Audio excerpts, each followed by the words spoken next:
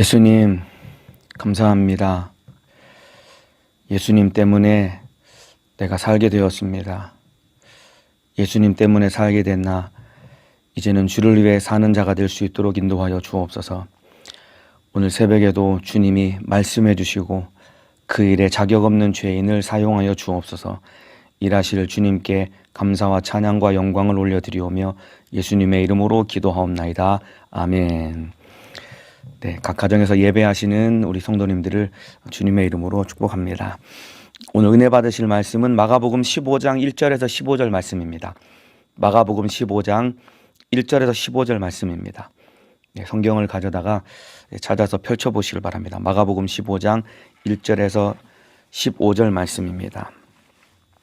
네, 다 찾으신 줄로 알고 저는 여기서 여러분은 계신 곳에서 저와 함께 큰 목소리로 합독하여 읽도록 하겠습니다. 마가복음 15장 1절에서 15절 말씀입니다. 시작.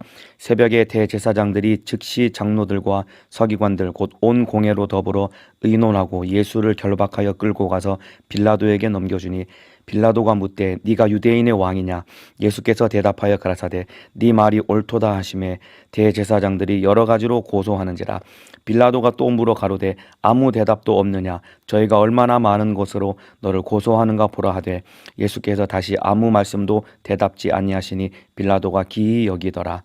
명절을 당하면 백성에 구하는 대로 죄수 하나를 놓아주는 전례가 있더니 밀란을 꾸미고 이 밀란에 살인하고 포박된 자 중에 바라바라 하는 자가 있는지라. 무리가 나아가서 전례대로 하여 주기를 구한데 빌라도가 대답하여 가로되 너희는 내가 유대인의 왕을 너희에게 놓아 주기를 원하느냐 하니 이는 저가 대제사장들이 시기로 예수를 넘겨준 줄 알미러라. 그러나 대제사장들이 무리를 충동하여 도리어 바라바를 놓아 달라 하게 하니 빌라도가 또 대답하여 가로되 그러면 너희가 유대인의 왕이라 하는 이는 내가 어떻게 하랴? 저희가 다시 소리를 지르되 저를 십자가에 못 박게 하소서. 빌라도가 가로되 어찌미뇨 무슨 악한 일을 하였느냐 하니 더욱 소리 지르되 십자가에 못 박게 하소서 하는지라. 빌라도가 무리에게 만족을 주고자 하여 바라바는 놓아주고 예수는 채찍질하고 십자가에 못 박히게 넘겨주니라. 아멘. 네, 마가복음 15장 1절에서 15절 말씀을 중심으로 나의 저주를 해결한 십자가, 나의 저주를 해결한 십자가라는 제목으로 마가복음 72번째 시간 하나님의 말씀 나누도록 하겠습니다. 이제 어느덧 마가복음 15장까지 왔습니다. 16장까지면은 마가복음이 끝나는데 오늘 15장부터 이제 본격적으로 예수님이 십자가에서 죽임을 당하시는 사건에 대한 이야기가 기록되어 있습니다. 네, 본문은 예수님이 십자가 달려 죽으시기 전에 바로 빌라도에게 신문을 받으시고 그리고 십자가형을 받는 내용이 오늘 본문에 기록된 내용입니다. 1절부터 한번 살펴보겠습니다. 새벽에 대제사장들이 즉시 장로들과 서기관들 곧 온 공회로 더불어 의논하고 예수를 결박하여 끌고 가서 빌라도에게 넘겨주니 지난 시간에 대제사장이 이 옷을 확 찢으면서 바로 예수님이 신성모독죄라는 죄를 지었다는 판결을 내리고 바로 사형에 처한다는 이런 판결을 내렸다라고 말씀을 드렸습니다. 자, 그리고 나서 대제사장이 온 공회로 더불어 이 의논한 다음에 예수님을 빌라도에게로 끌고 가서 넘겨줍니다. 왜 그러냐면은 대제사장은 사형 집행 권한이 없습니다. 이 당시에 유대는 바로 로마의 지배 아래에 있었기 때문에 사형을 집행할 수 있는 권한은 누구에게만 있었냐면은 유대를 통치하고 관할하는 로마 총독인 빌라도에게만 사형을 집행할 수 있는 권한이 있었기 때문에 바로 예수를 사형 집행을 하기 위해서 빌라도에게 끌고 가서 넘겨준 것입니다. 자, 2절에 보면은 근데 빌라도라는 사람이 어떤 사람이냐면은 이 유대를 관할하고 있는 로마 총독인 빌라도는 이 전형적인 이 정치꾼입니다. 이 뒤에 보면은 이 내용이 이제 나오게 될 텐데 빌라도는 전형적인 정치꾼이었기 때문에 이 사람은 진리의 편에 서지 못한 사람입니다. 오직 자신의 입지에 도움이 되는 선택만 하는 그런 기회주의자적인 모습을 보이는 전형적인 정치꾼의 모습인데 예수님을 이 빌라도에게 대제사장들이 끌고 간 겁니다. 자, 2절에 빌라도가 묻되 네가 유대인의 왕이냐? 예수께서 대답하여 가라사대 네 말이 옳도다 하시매, 빌라도가 예수님을 신문할 때 네가 유대인의 왕이냐라고 이렇게 신문을 하고 질문을 던집니다. 여러분, 예수님께 빌라도가 던진 질문이 네가 하나님의 아들이냐라고 물어본 게 아니라 네가 유대인의 왕이냐라고 이렇게 질문을 던집니다. 이 말은 무엇을 의미하냐면은 대제사장들이 예수님을 빌라도에게 고소할 때 정치범으로 예수님을 고소한 겁니다. 불과 몇 시간 전에 대제사장들이 예수님을 신문하고 정죄할 때 예수님에게 무슨 죄를 뒤집어 씌웠냐면은 네가 하나님의 아들이냐라는 이 질문을 물어본 다음에 예수님이 하나님의 아들이다라는 대답을 한 다음에 바로 대제사장이 신성모독죄로 예수님의 죄를 뒤집어 씌웠는데, 오히려 빌라도에게 이 고소할 때는 로마에 항거한 정치범으로 예수님을 고발한 거예요. 예수님에게 뒤집어 씌운 죄는 하나님의 아들이라는 신성모독죄를 뒤집어 씌웠는데, 오히려 빌라도에게 고소할 때는 대제사장이 뭐라고 고발했냐면은 바로 로마에 항거한 유대인의 왕이라는 이 정치범으로 예수님을 고발한 겁니다. 그 이유는 로마 법에 의하면은 종교 문제로는 사형 언도를 내릴 수 없기 때문에 예수님을 반드시 잡아 죽이고 싶은 이런 마음과 시기심 때문에 예수님을 정치범으로 몰아세운 겁니다. 이게 바로 불법이거든요. 그러니까 정식으로 이 고발된 공소장을 불법으로 바꿔가지고 종교 문제로 예수님을 잡아 죽이려고 했는데 빌라도에게는 정치범으로 고발을 하는 이런 어이가 없는 일이 생겨나게 된 겁니다. 그런데 예수님이 빌라도가 네가 유대인의 왕이냐? 라는 질문 앞에 예수님의 대답은 네 말이 옳도다라고 예수님이 대답을 하십니다. 그러니까 스스로 예수님이 그 죄에 올가매어지고 스스로 죽기를 자처하셔서 이런 대답을 던집니다. 예수님은 한 번도 정치적으로 로마에 항거하거나 이스라엘을 유대 땅을 독립하려고 했던 시도를 한 번도 하지 않았는데 네가 유대인의 왕이냐라는 질문 앞에 네 말이 옳도다라고 말씀하시면서 자기 스스로 이 죄에 이렇게 얽매어지는 그런 대답을 하십니다. 그런데 요한복음에는 조금 더 자세하게 기록하고 있는데 예수님이 사실은 나는 정치적인 메시아가 아니야라고 빌라도에게 대답하시는 내용, 요한복음 18장 36절에 나옵니다. 제가 읽어드리겠습니다. 예수께서 대답하시되 내 나라는 이 세상에 속한 것이 아니라 만일 내 나라가 이 세상에 속한 것이었다면 내 종들이 싸워 나로 유대인들에게 넘기지 않게 하였으리라. 이제 내 나라는 여기에 속한 것이 아니니라라고 대답을 하십니다. 네가 유대인의 왕이냐? 라는 이 질문 앞에 예수님께서 네 말이 옳도다. 그래, 내가 유대인의 왕이야 라고 대답을 하셨지만은, 그러나 내 나라는 이 땅에 속한 것이 아니야. 내 나라는 하나님의 나라가 바로 내게 주신 나라이기 때문에 내 나라는 이 땅에 속한 것이 아니야 라고 예수님이 분명한 진리를 그 빌라도와 그 자리에 모인 사람들에게 알려주셨는데, 이 이야기를 들은 대제사장들이 예수를 어떻게든 잡아 죽여야 되니까 3절에 대제사장들이 여러 가지로 고소하는지라 저가 세금을 내지 가이사에게 세금을 내지 말라고 했습니다. 이런 막 되도 않는 이런 고소거리로 예수님을 막 비난하고 고소합니다. 그 얘기를 들은 빌라도가 4절에 빌라도가 또 물어 가로되 아무 대답도 없느냐? 예수님이 고소하는 얘기를 듣고 자기 스스로 변호하지 않고 아무 대답을 하지 않으니까 빌라도의 예수님께 던진 질문입니다.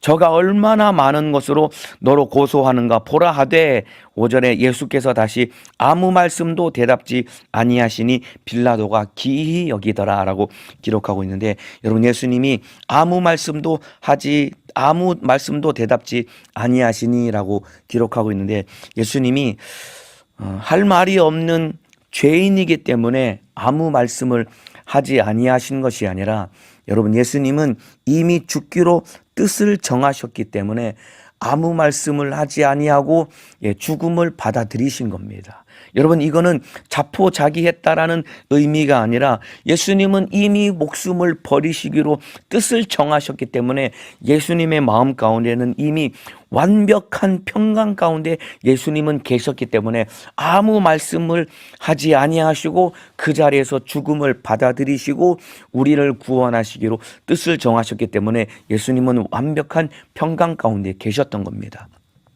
그러니까 대제사장들이 예수님을 막 죽이려고 고발하는 내용을 들었을 때 빌라도가 들어도 예수님은 죽일 죄인이 아닌데 죽이라고 막 고발을 하는데 예수님은 아무 말씀을 하지 않고 완벽한 평강 가운데 계신 모습을 바라보고 5절에 보면은 빌라도가 기이히 여기더라라고 기록하고 있습니다. 그러니까 예수님의 모습을 바라보면서 빌라도가 깜짝 놀라고 충격을 받은 거예요. 죽일 죄가 없는데 대제사장들이 막 죽이라고 하는데 사람 같으면은 자기 스스로 대변을 하고 어떤 변명을 해야 되는데 아무 말씀을 하지 아니하고 자포자기한 것도 아니고 두려워 벌벌벌 떠는 것도 아니고 예수님이 완벽한 평강 가운데 계신 모습을 바라보면서 빌라도가 적지 않은 충격을 받은 겁니다, 여러분. 바로 여러분, 이 예수님의 이러한 모습이 예수님을 따르는 제자인 우리가 인생의 시련과 환난과 핍박 속에서 가져야 될 태도를 예수님이 보여주신 것입니다. 예수님은 이미 죽기로 뜻을 정하셨고 목숨을 초월하셨기 때문에 어떠한 비난과 비방과 이 두려움 가운데서도 예수님은 완벽한 평강 가운데 전혀 두려워하지 아니하고 하나님의 뜻을 받아들이고 하나님의 뜻을 따라가는 길에 예수님은 전혀 요동하지 않았던 것입니다. 예수님을 따르는 제자인 우리가 가져야 될 마음가짐과 태도입니다. 어떠한 환난과 핍박과 인생의 시련 가운데서도 우리는 예수님을 닮아서 참으로 두려워하지 않고 우리는 주님을 따라갈 수 있는 믿음의 삶을 살아가야 되는데 이러한 모습을 보여준 사람들이 바로 다니엘의 세 친구 사드락과 메삭과 아벳느고 이 세 사람이 이러한 모습을 보여주었습니다. 다니엘서 3장 18절에 보면은 이 바벨론 왕 느부갓네살이 큰 신상을 세우고 여기에 절하라고 모든 국민들에게 이 명을 내립니다. 만일에 이 금신상에 절하지 아니하면 산채로 풀무불에 던져 죽이겠다라는 이런 명을 내립니다. 그런데 다니엘의 세 친구 사드락과 메삭과 아벳느고는 왕의 신상에 절하지 않기로 뜻을 정합니다. 그리고 절하지 않을 때 이들을 잡아서 풀무불에 던져 넣으려고 합니다. 그러면서 이 느부갓네살 왕이 그들에게 다시 한번 기회를 줍니다. 얘들아, 너희가 절 한 번만 하면은 내가 살려줄게 라고 그렇게 그들에게 이 돌이킬 수 있는 기회를 주었음에도 불구하고 그들이 하는 대답이 왕이여, 우리가 당신이 세운 금신상에게 절을 하지 않아야 할 것입니다. 절을 하지 않을 때 당신이 우리를 풀무불에 던져 넣을지라도 하나님은 그 가운데서 우리를 살려주실 것입니다 라고 그렇게 대답을 합니다. 그 뒤에 대답한 다니엘서 3장 18절이 그들의 신앙 고백과 같은 대답을 던지는데 다니엘 3장 18절입니다. 그리 아니하실지라도 왕이여, 우리가 왕의 신들을 섬기지도 아니하고 왕의 세우신 금신상에 절하지도 아니할 줄을 아옵소서, 이렇게 대답을 합니다. 우리는 절대로 절하지 않을 겁니다. 절하지 아니해서 당신이 우리를 풀무불에 던져 넣을지라도 하나님은 우리를 살려주실 것입니다. 그러나 그리 아니하실지라도 비록 하나님이 우리를 살려주지 않고 풀무불에 들어가서 죽을지라도 우리는 왕이 세우신 금신상에 절하지 아니할 것입니다 라고 그렇게 대답을 합니다. 그러면서 실제로 절하지 않고 풀무불에 던져 넣을 때 그들이 막 죽지 아니하라고 막 발버둥을 치면서 풀무불에 던져 넣어진 것이 아닙니다, 여러분. 평안한 가운데 아무런 두려움 없이 풀무불에 던져 넣을 때 그들이 들어갔지만은 그들 가운데는 이미 나는 하나님을 섬기기로 작정했고 하나님을 섬기는 일에 내 목숨을 저들이 앗아갈지라도 나는 절대로 굴하지 않겠다는 완벽한 믿음을 가졌고 그들은 평강 가운데 있었기 때문에 전혀 두려워하지 않았던 것입니다. 이와 같이 예수님을 따르는 제자된 삶을 사는 우리가 가져야 될 마음가짐입니다. 죽기를 이미 이미 각오하고 목숨을 포기했기 때문에 여러분 두려워 벌벌벌 떨거나 비굴한 모습을 보이지 않았던 것입니다. 예, 또 있습니다. 그 이후에 이 다니엘이라는 사람은 다리오 왕 때 이 30일 동안 다리오 왕 외에 어떠한 신에게도 기도하거나 구하면은 산채로 사자굴에 던진다는 이런 이 조서를 전 국민에게 내려줬음에도 불구하고 다니엘은 다니엘서 6장 10절에 이렇게 기록되어 있습니다. 다니엘이 이 조서의 어인이 찍힌 것을 알고도 자기 집에 돌아가서는 그 방에 예루살렘으로 향하여 열린 창에서 전에 행하던 대로 하루 3번씩 무릎을 꿇고 기도하며 그 하나님께 감사하였더라. 다른 신에게 다리오 왕 외에 다른 신에게 기도하면은 산채로 사자굴에 던져지는 것을 알면서도 다니엘은 예루살렘을 향하여 열린 창문을 열어놓고 하나님께 기도한 거예요. 걸리면은 사자굴에 산채로 던져서 죽는 것을 알면서도 요걸 알면은 창문이라도 닫아놓고 기도해야 되는 것 아니겠습니까? 근데 뻔히 죽는 걸 알면서도 창문을 열어놓고 예루살렘을 향하여 창문을 열어놓고 하나님께 하루 3번 기도했다라는 것은 이미 다니엘은 죽기로 각오하였고 목숨을 초월했기 때문에 조금도 거리끼거나 두려움이 없었기 때문에 목숨을 걸고 하나님 앞에 기도하고 주님 뜻대로 살아갈 수 있었던 것입니다. 그러니까 산채로 사자굴에 던져졌지만은 하나님이 다니엘을 살려주셨다 이 말입니다. 이와 똑같이 여러분, 저와 여러분은 영생을 얻었기 때문에 죽기를 각오하고 신앙생활해야 됩니다. 이미 저와 여러분은 영생을 얻었기 때문에 여러분 다니엘과 세 친구처럼 저들은 이미 영생을 얻은 자이기 때문에 목숨을 잃는 것에 대해서 전혀 두려워하지 않았기 때문에 풀무불에 던져지는 걸 알면서도 사자굴에 던져지는 것을 알면서도 금신상에게 절하지 않고 다 참으로 하나님께 기도했던 다니엘과 세 친구와 똑같이 저와 여러분도 이미 영생을 얻은 자입니다. 그렇기 때문에 죽기를 각오하고 잃을 것이 없는 자처럼 우리는 살고 신앙생활을 해야 됩니다. 그래야 두려움을 이기고 주님 뜻대로 살아갈 수 있는 것입니다. 예수님은 이미 죽기를 각오했기 때문에 수많은 사람들이 거짓 누명을 씌워서 예수님을 죽이려고 하는 모함 속에서도 전혀 스스로 변명하거나 변호하지 않고 완벽한 평강 가운데 하나님의 뜻을 받아들이고 십자가를 지르시는 길에 거리낌 없이 걸어갈 수 있었던 것은 예수님도 죽기를 각오하셨기 때문에 모든 것을 다 가지셨지만은 잃을 것이 없는 자처럼 예수님은 목숨을 포기하고 우리를 위해 자기 목숨을 내어주신 것입니다, 여러분. 그러나 여러분, 잃을 것이 많은 자는 여러분 결국 두려워할 수밖에 없는 겁니다. 잃을 것이 많은 자는 두려워할 수밖에 없는 겁니다. 그렇기 때문에 저와 여러분은 모든 것을 다 가져도 잃을 것이 없는 자처럼 참으로 살아야 되고 신앙생활해야 되는 것입니다. 그러한 믿음의 삶을 살아가시기를 예수님의 이름으로 축복합니다. 그래야 마지막 때 환난과 핍박을 이길 수 있는 것입니다. 극한의 환난과 핍박, 목숨을 내어 주어야 되는 그러한 환난과 핍박에서 우리가 어떻게 믿음을 지킬 수 있겠습니까? 거기서 믿음을 지키고 완벽한 평강 가운데 주님 가신 길 우리도 따라갈 수 있는 것은 모든 것을 다 가져도 잃을 것이 없는 자처럼 예수님이 사신 예수님처럼 우리도 모든 것을 다 가져도 잃을 것이 없는 자처럼 예수님 따라가는 믿음의 사람 되시기를 예수님의 이름으로 축복합니다. 자, 이렇게 예수님이 막 신문을 하는 이 과정 가운데 6절에 보면은 명절을 당하면 백성의 구하는 대로 죄수 하나를 놓아주는 전례가 있더니, 명절이 되면은 죄수 하나를 놓아주는 전례가 있었다고 합니다. 예를 들면 이런 것과 똑같습니다. 우리나라에도 광복절이 되면은 광복절 특사라고 해서 대통령의 이 권한에 의해서 대통령이 사면권을 가지고 있기 때문에 대통령의 권한에 의해서 특정 이런 죄수들을 놓아주는 그런 전례가 있는 것처럼 이 당시에도 명절을 당하면 백성의 구하는 대로 죄수 하나를 놓아주는 전례가 있더니 밀란을 꾸미고 이 밀란에 살인하고 포박된 자 중에 바라바라 하는 자가 있는지라라고 기록되어 있습니다. 이 바라바라는 사람이 있는데 이 사람은 어떤 사람이냐면은 이 로마의 항거에서 밀란을 주동했던 주동자입니다.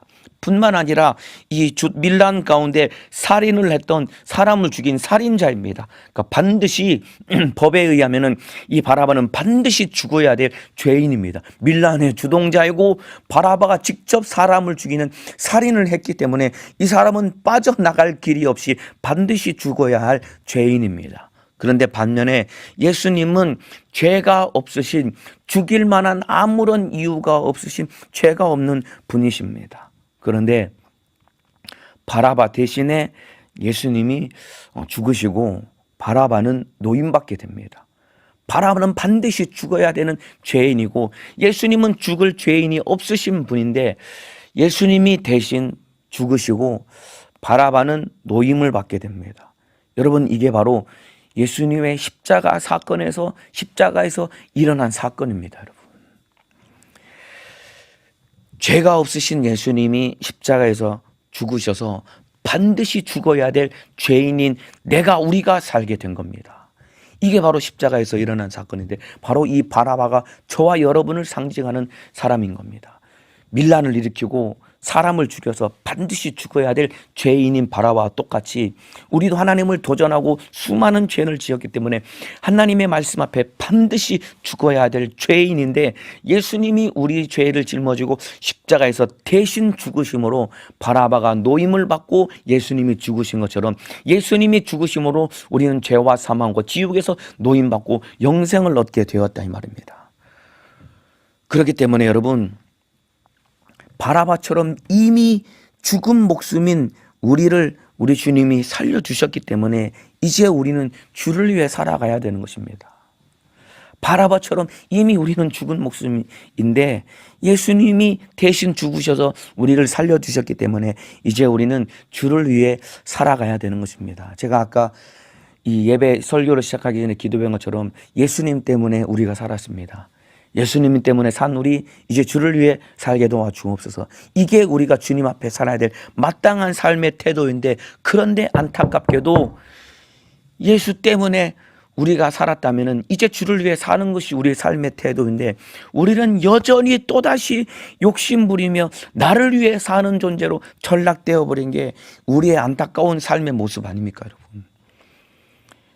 이미 죽어버린 나 예수 때문에 살았다면 이제 주를 위해 살아야 되는데 주를 위해 살게 된 우리가 여전히 욕심부리며 나를 위해 살고 있는 우리, 여러분, 욕심을 부리는 만큼 잃을 것이 많아지게 되는 거예요. 그러면은 그만큼 두려움도 커지게 되는 겁니다. 내 안에 여러분 욕심이 커지면은 말이죠, 욕심이 커진 만큼 잃을 것이 많아지게 되는 거예요. 그러면은 두려움이 점점점 커지기 때문에 마지막 환난과 핍박 가운데 목숨을 내어주고 주님 따라가야 되는 그 절체절명의 순간 가운데 욕심 때문에 잃을 것이 많아서 두려움이 많아지기 때문에 결국은 내 목숨 포기하지 못하고 주님 따라가는 일에 실패해버리고야 마는 것입니다. 여러분, 죽어버린 나 예수 때문에 살았다면 이제 주님 뜻대로 주를 위해 살아야 되는데 아직도 욕심 부리고 있다면 이거 다 내려놓아야 됩니다. 이제 욕심을 버리고 여러분, 다니엘의 세 친구의 고백과 같이 그리 아니하실지라도라고 고백할 수 있는 믿음의 사람이 되어야 됩니다. 우리가 하나님을 믿기 때문에 비록 풀무불에 들어갈지라도 하나님 우리 살려주실 것입니다. 그러나 그리 아니하실지라도 비록 풀무불에 던져서 죽을지라도 우리는 왕의 신상에 절할 수 없습니다 라고 고백한 다니엘의 세 친구와 같이 저와 여러분도 욕심을 다 내어버리고 그리 아니하실지라도 나는 주님을 따라가겠습니다. 나는 주님의 뜻대로 살겠습니다. 그리 아니하실지라도 나는 주님 앞에 내 목숨을 내어 드리겠습니다 라고 고백하고 살 수 있는 믿음의 사람 되시기를 예수님의 이름으로 축복합니다. 자, 이와 같이 예수님의 재판은 여러분 법에 의한 공정한 재판이 아니었습니다. 오직 여론에 의한 불공정한 재판이었습니다. 어찌 보면 지금 대한민국 사회가 그런 것 아닙니까? 여론에 의해서 법이 막 개정되고 정확한 대한민국 헌법과 이 법의 규정에 의해서 공정한 재판이 이루어지는 것이 아니라 여론에 의해서 여러분 재판의 결과가 뒤집어지고 있는 것이 대한민국 현실과 똑같이 이 당시에도 예수님의 재판은 법에 의한 공정한 재판이 아니라 여론에 의한 이 불공정한 재판이 벌어지고 있는 있는 겁니다. 그러나 하나님의 나라는 여러분 사람의 주장으로 움직여지는 나라가 아닙니다.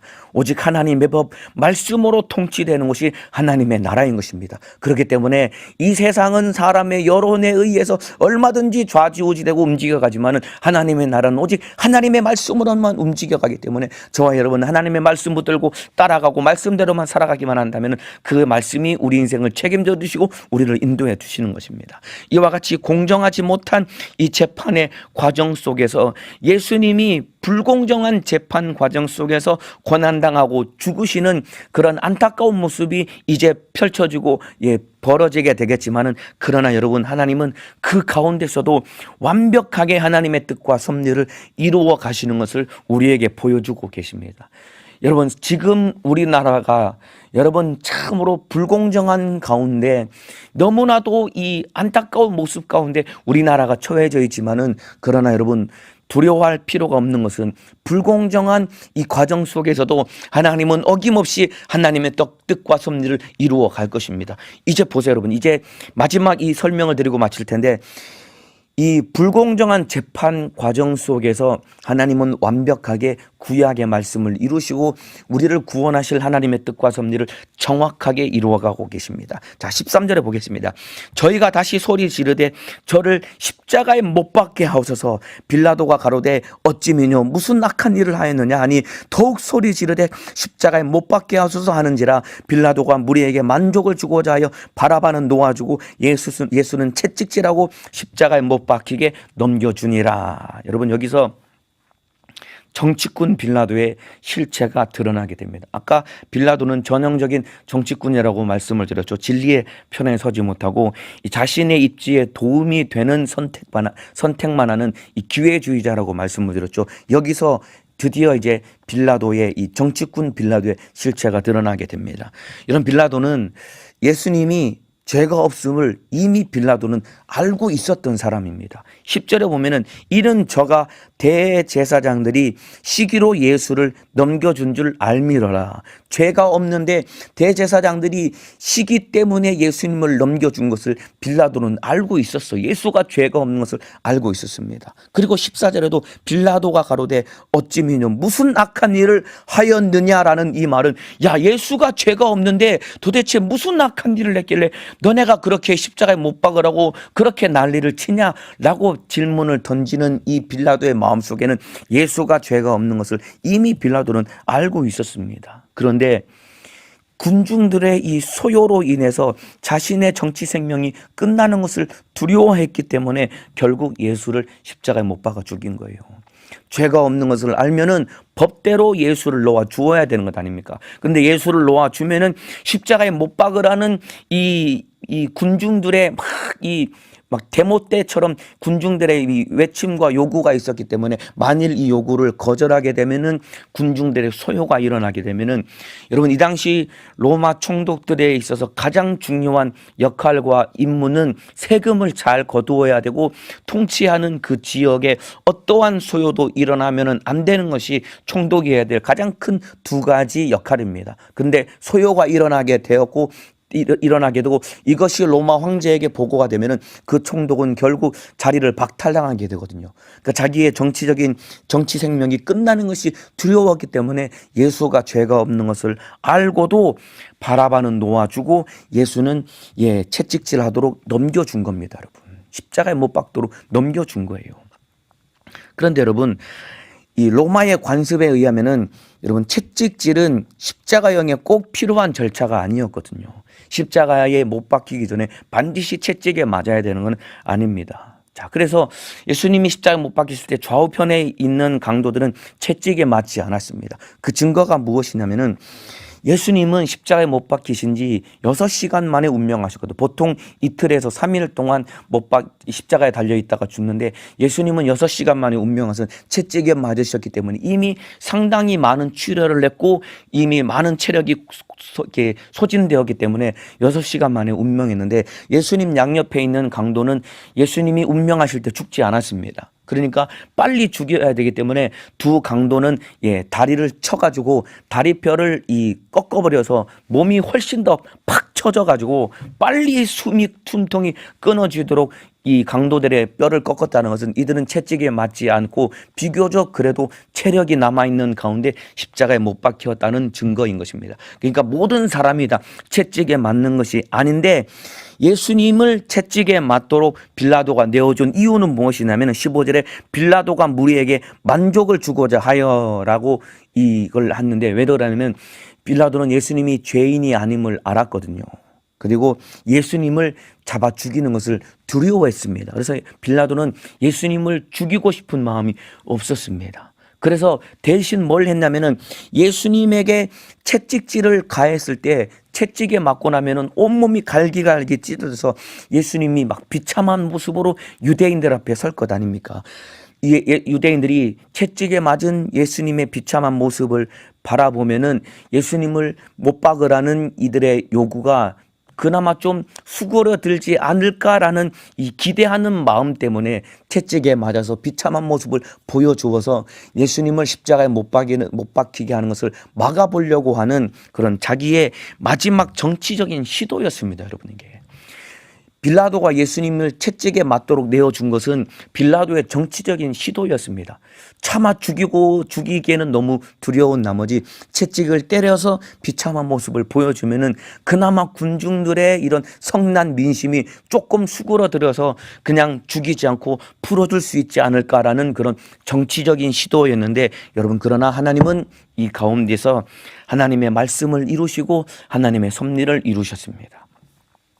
자, 이사야서 53장 5절, 우리가 잘 알고 있는 말씀이죠. 그가 찔림은 우리의 허물을 인함이요 그가 상함은 우리의 죄악을 인함이라. 그가 징계를 받음으로 우리가 평화를 누리고 그가 채찍에 맞음으로 우리가 나음을 입었도다. 여러분, 주전 700년경 이사야 선지자를 통해 예언하신 말씀이 여러분 빌라도의 정치적인 의도와 시도 때문에 하나님의 말씀은 정확하게 이루어져서 예수님의 채찍에 맞음으로 우리의 질병이 해결되는 은혜를 우리가 얻게 된 것이다, 이 말입니다. 이 내용 이해가 되시면 아멘 하시겠습니다. 여러분, 불법의 재판 속에서, 불법적인 재판 속에서, 불법이 난무한 과정 속에서도 하나님은 정확하게 하나님의 뜻과 섭리를 이루어 가신 것입니다. 여러분, 빌라도가 자기가 예수를 잡아 죽이고 싶지 않는데 그 군중들의 요구 때문에 참으로 어쩔 수 없이 예수님을 십자가에 못 박아 죽여야 되는 이러한 상황을 모면해 보려는 정치적인 시도로 굳이 채찍으로 때리는 이 형벌을 가하지 않아도 되는데 자기의 정치적인 이 욕심 때문에 이 일을 행한 것이 하나님의 뜻을 이루게 된 것입니다, 여러분. 자, 이렇게 예수님을 채찍에 때리는데 14절과 15절에 보면은 14절에 이렇게 기록되어 있습니다. 더욱 소리 지르되 십자가에 못 박게 하소서 하는지라. 성난 민심이 여러분 이 가라앉지를 않는 거예요. 왜 그러냐면 대제사장들이 예수님을 십자가에 못 박으려고 사람들을 계속해서 이 선동질을 했거든요. 예, 이 대목꾼들도 보면은 그 가운데 몇 명 선동하는 사람들이 있으니까 이 생각 없는 이 사람들이 막 거기에 동요되어 가지고 막 이 시위의 무리가 막 커지는 것처럼 대제사장들이 이 무리들을, 군중들을 막 선동을 해가지고 예수를 막 십자가에 못 박으라고 대제사장들이 사람들을 선동해서 사람들이 더욱 소리 지르되 십자가에 못 박게 하소서 하는지라 라고 이런 이 사람들의 요구 더욱 커지게 된 것입니다. 여러분, 이 대제사장들이 예수님을 신성모독죄로 이 정죄를 냈습니다. 그런데 빌라도에게는 정치범으로 고발한 이유가 있습니다. 그러면서 막 십자가에 못 박으라고 대제사장들이 막 이 요구했던 이유가 있습니다.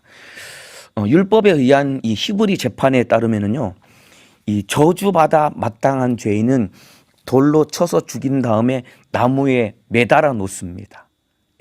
이 저주받아 마땅한 죄인은 율법에 의한 히브리 재판에 따르면은 저주받아 마땅한 죄인은 돌로 쳐서 나무에 매달아 놓습니다. 자, 이 나무에 매단다는 것은 하나님의 저주와 진노 아래 죽었음을 표시하는 겁니다. 그러니까 아주 이 저주스러운 죽음을 이 맞이하는 게 바로 나무에 시신을 나무에 매달아 놓는 것이거든요. 신명기 21장 23절입니다. 나무에 달린 자는 하나님께 저주를 받았음이니라. 모세 율법에 의하면은 나무에 달린 자는 나무에 달려서 죽은 자는 하나님께 저주 받았음을 보여주고 상징하는 것입니다. 그러니까 아주 죽은 이후에도 수치스럽고 아주 저주스러운 죽음이 바로 나무에 달려 죽는 것입니다. 그런데 말이죠. 로마법에 의하면은 사형수 중에 정치범은 반드시 십자가에 매달아 죽이도록 되어 있습니다. 십자가는 바로 나무를 상징하거든요. 사형수 중에 정치범은 나무 십자가에 매달아 죽이도록 로마법에 그렇게 되어 있습니다. 사도 바울은 정치범이 아니기 때문에 사도 바울은 참수형을 목배임을 당해서 죽는 참수형을 당한 거예요. 사도 바울은 정치범이 아니거든요. 근데 예수님 같이 정치범으로 뒤집어 씌워진 사람들은 이렇게 십자가에 매달아 죽게 되는 이런 비참한 처형을 당하게 됩니다.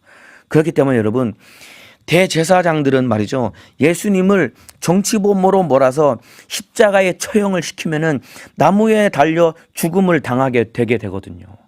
그렇게 되면은 나무에 달려 죽은 것은 하나님의 진노를 상징하는 것이기 때문에 예수님은 하나님의 저주를 받은 자라는 인식이 온 유대에 퍼질 것을 계산하고서 예수님을 정치범으로 몰아간 겁니다, 여러분. 그래서 예수님이 십자가 달려 죽은 겁니다.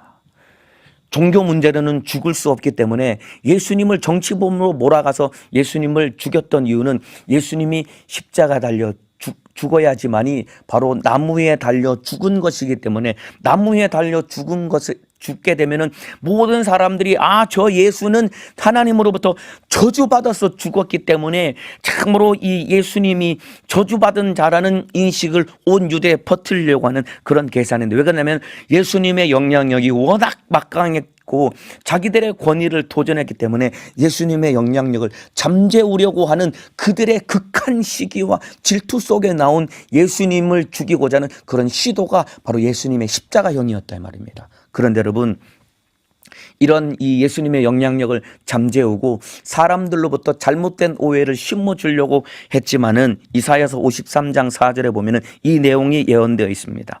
그는 실로 우리의 질고를 지고 우리의 슬픔을 당하였거늘 우리는 생각하기를 그는 징벌을 받아서 하나님에게 맞으며 고난을 당한다 하였노라. 사람들이 생각하기를 그는 징벌을 받아서 하나님에게 매를 맞으며 고난을 당한다 하였더라. 예수님이 마치 저 예수는 하나님으로부터 저주받아서 죽은 거야 라고 사람들이 그렇게 오해하고 착각을 하게 될 것이지만은, 그러나 실상 그는 우리의 질고를 지고 우리의 슬픔을 당해서 우리 때문에 저주받은 것이다라고 그렇게 이사야서 53장 4절에 예언하고 있습니다. 여러분, 예수님은 하나님으로부터 저주받아 죽은 것이 아니라 나의 저주를 해결해 주시려고 예수님은 저주의 상징인 저주의 나무의 상징인 십자가 달려 피 흘려 죽어주신 것입니다. 이 내용 이해가 되시면 아멘 하시겠습니다. 그렇기 때문에 대제사장들은 예수님을 가장 저주스러운 죽음으로 예수님을 처형시켰지만은 예수님은 우리의 저주를 담당하시고 우리 위에 죽어주신 것입니다. 갈라디아서 13장 13절에 이런 말씀이 있습니다. 그리스도께서 우리를 위하여 저주를 받은 바 되사 율법의 저주에서 우리를 속량하셨으니 기록된 바 나무에 달린 자는 저주 아래 있는 자라 하였음이니라. 나무에 달린 자는 저주 아래 있는 자라 하였음이니라. 왜 그러냐면 예수님이 우리를 위하여 저주를 받으셔서 우리를 율법의 저주에서 속량하셨다라는 겁니다, 여러분. 그래서 오늘 제목이 나의 저주를 해결한 십자가, 바로 오늘 제목입니다, 여러분.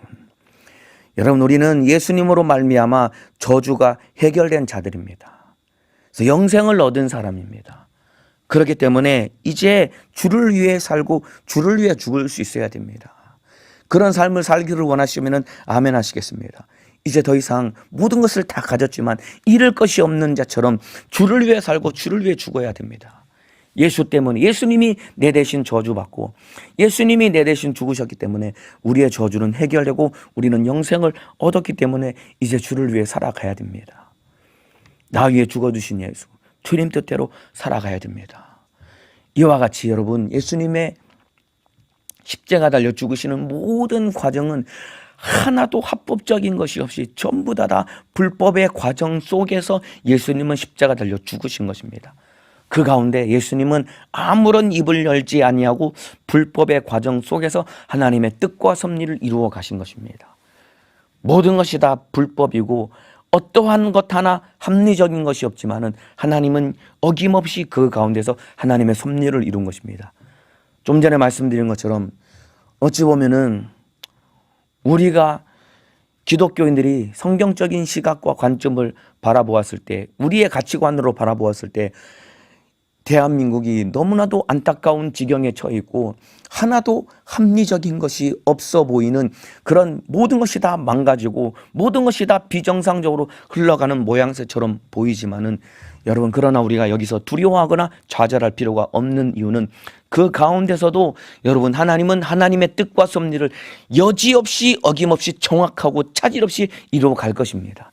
이 사실 믿으시면 아멘 하시겠습니다. 그러니까 좌절할 필요도 없고 두려워할 필요도 없고 그저 우리는 나라와 민족을 위해 기도하고, 설령 우리가 기도하고 내가 바란 대로 전혀 나라가 굴러가지 않고 오히려 더 망해져 가는 것처럼 보일지라도 우리는 두려워할 필요가 없는 것은, 그러할지라도 하나님의 뜻과 섭리는 이루어질 것이고 우리가 가져야 될 마음가짐과 믿음과 태도는 그리 아니하실지라도 라는 마음을 가지고 하나님 뜻대로 순종하며 나아가야 될 것입니다. 자, 여러분, 수많은 거짓된 고소 앞에 예수님은 아무런 변호를 하시지 아니하셨습니다. 왜 그러냐면은 내 대신 저주받고 나를 살리셔야 했기 때문입니다.